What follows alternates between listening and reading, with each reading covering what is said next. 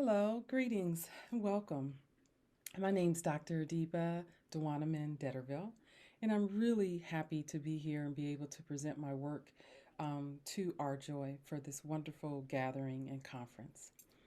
I'm going to open up my slides, and we're just going to spend a little bit of time looking at some slides, defining some terms and so forth, and then I'm going to put all of that away and just talk to you.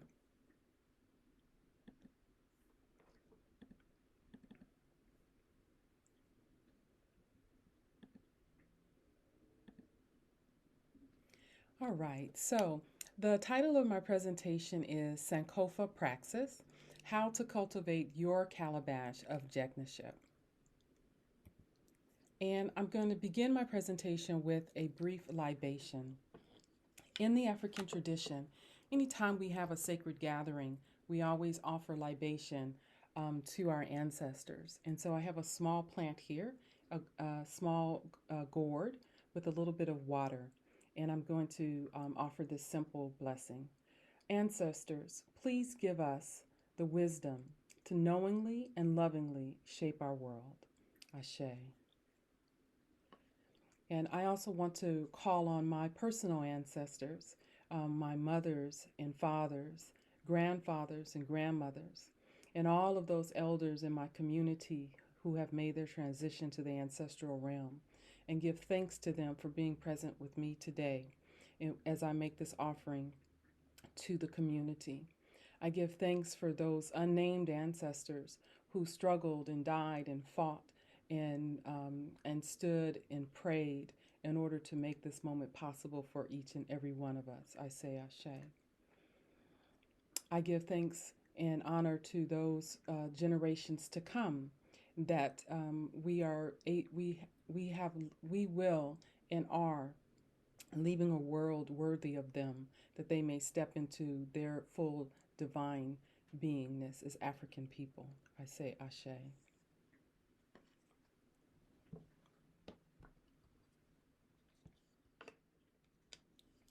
So the title of my presentation is Sankofa Praxis, How to Cultivate Your Calabash of Jengnaship. And so I have an actual calabash here.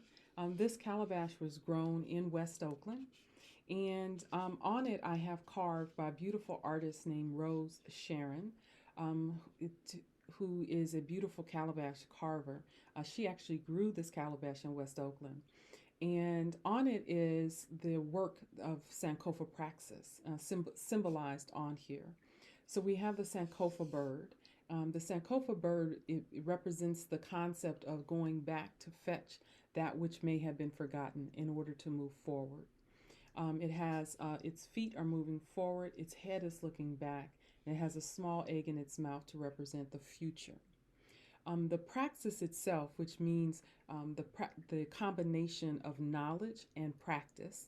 So when you bring those two things together, you're engaged in praxis. So the praxis, Sankofa praxis itself, is conducted through a process of jengnaship. And I'm going to talk a little bit more about what jengnaship is in a moment. And so in the process of jengnaship, what one will do if you're engaged in the Sankofa praxis is you will go through a process of understanding yourself from a African-centered psychological perspective, a knowledge perspective. Episteme is the term that's used there. How do you know what you know? Um, uh, Spiritness, the notion of that all is divine, and personhood or Ubuntu, how you know who you are. And so I'm going to tell a little story about how I came to this concept of Sankofa praxis and the Calabash of Jengnaship. So I'm going to open up my slides and just to help guide my talk here a little bit. And I'm going to, you'll see some terms that I've already mentioned here.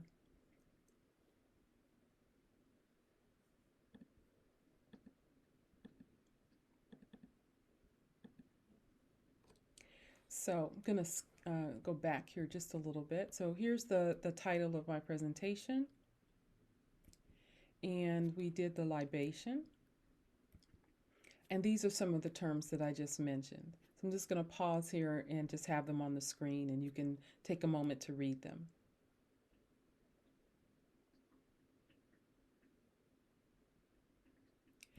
So, Jengnaship, which is the core process that we are going to be discussing today.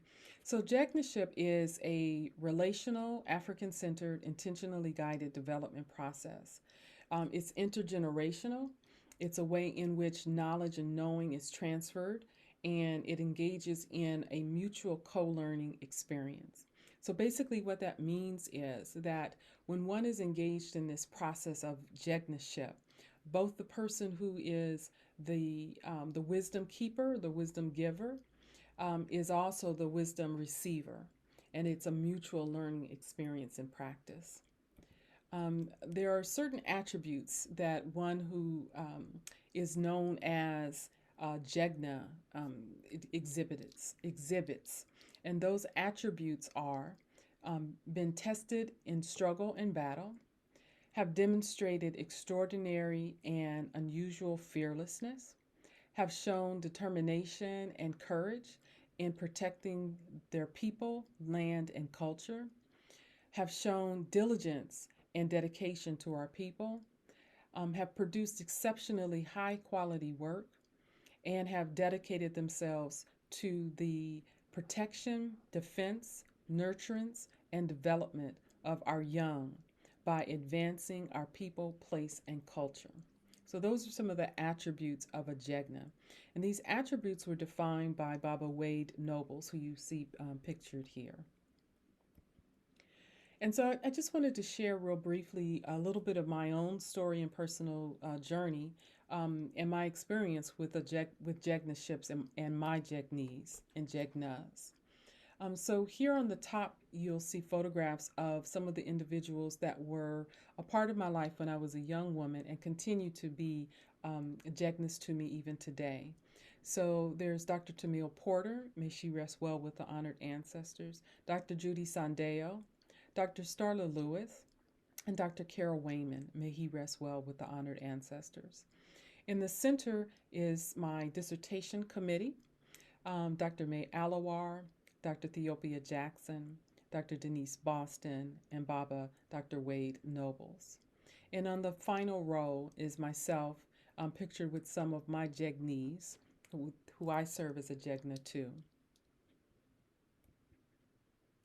And so I'm going to pause the slides here and talk a little bit about how all of this came to be. So when I was a younger woman in my 20s, I had married really young. I married when I was a teenager. I was about 18 years old. And at that time, neither myself or my husband at the time were prepared for the level of responsibility that being married meant. And neither of us handled it very well. And the relationship became physically and emotionally abusive. And it was really devastating in many ways to my sense of well-beingness, and my sense of identity, and I needed to be restored when I separated from that marriage. And I also suffered from severe depression, what's called postpartum depression after the birth of my child, to the point where I attempted to end my own life. And so, coming out of that as a young 20 something, I was struggling to figure out how to move forward in my life. And what always a place that I would always go to when I needed to for guidance was school. So at the time, this was back in the 1980s, I went to the local community college, San Diego Community College, and took classes there. All of the classes were from an African centered Black perspective. And that's where I met Dr. Tamil Porter and Dr. Judy Sandayo and Dr. Starla Lewis and Dr. Kara Wayman. And these folks became my cohort of Jegnas, my Jegnash. They loved me. They loved me back to life. They fed me literally. They clothed me literally. And they poured into me their wisdom of what it means to be human, what it means to be well, what it means to be whole. And it was through those relationships, through that Jengnaship, through them practicing those attributes that I shared earlier, that I was able to be restored to a sense of psycho-spiritual wellness. And as I was doing my research for my dissertation, and I was thinking about what it is that I wanted to write about, what is that I wanted to investigate, and what it is that I wanted to offer to the world. And when I say the world, I mean the African world, and to the Black folks in my community, to the youth in my community. I thought that I would look at my own journey. And in doing that work of cultivating and that Sankofa work of looking back and gathering the wisdom, the knowledge of my past, I recognized that there was a through line. And that through line was this concept, this practice of Jengnaship. That at each point in my life, when I felt disruption or I felt disconnection, that what I needed to do was to return to what I call my calabash of Jengnaship. Return to that place where I felt culturally aligned. Return to the place where I understood myself psychologically and understood my soul as an African person, where I would begin to read my books again and engage in conversation, to participate in community based events, so that I was again reconnected with my community and with my sense of self. And so at any point along the way, whenever I would feel disruptive or lost or confused and didn't know which way to move forward, I would always just need to return to my calabash of Jengnaship and seek the wisdom of my Jegnas, and that would restore me. And so over the years, I learned what those factors are. What are those experiences? What are those places? What are those habits that I need to always make sure that are in place so that I'm never outside of my calabash, so that I'm always in a constant state of alignment and wellness.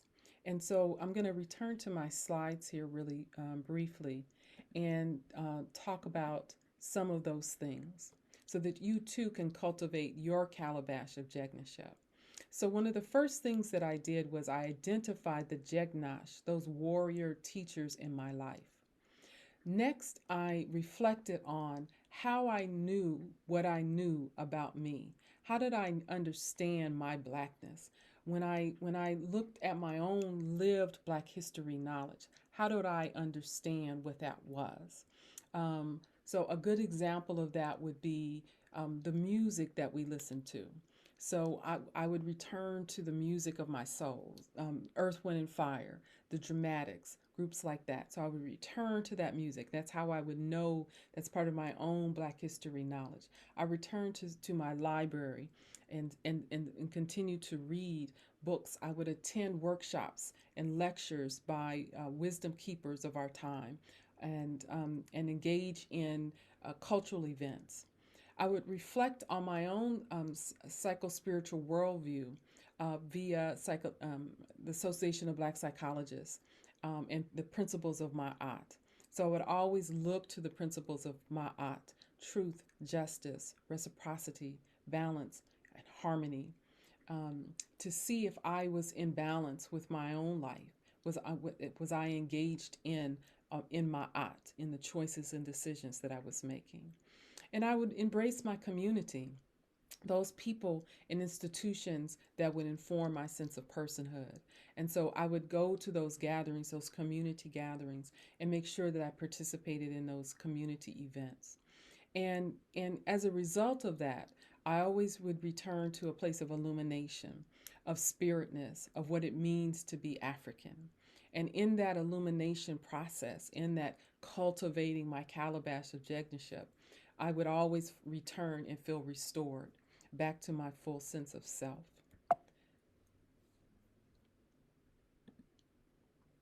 I'm going to enlarge this so you can see it and pause here for a second.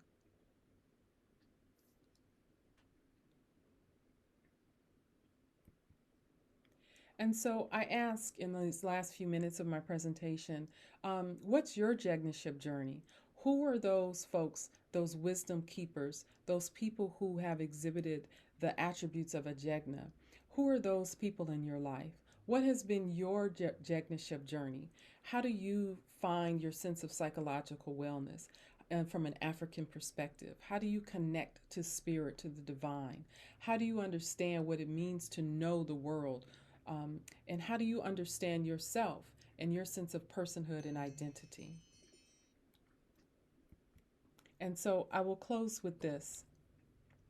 The divine in me joins with the divine in you, and you and me become we in the Calabash of Jengnaship. Thank you, and Ashe.